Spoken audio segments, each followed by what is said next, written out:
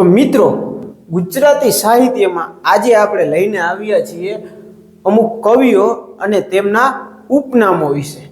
તો પ્રથમ છે આદિકવિ. આ તો બધાયને આવડે. આદિકવિ તરીકે કોણ ઓળખાય છે? તો કે નરસિંહ મહેતા. પછી આવે છે મહાકવિ. મહાકવિ તરીકે કોણ ઓળખાય છે? તો કે પ્રેમાનંદ.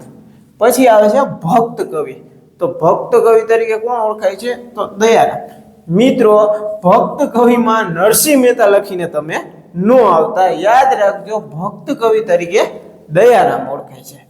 પછી આવશે કવિશ્વર. કવિશ્વર તરીકે ઓળખાય છે દલપતરામ.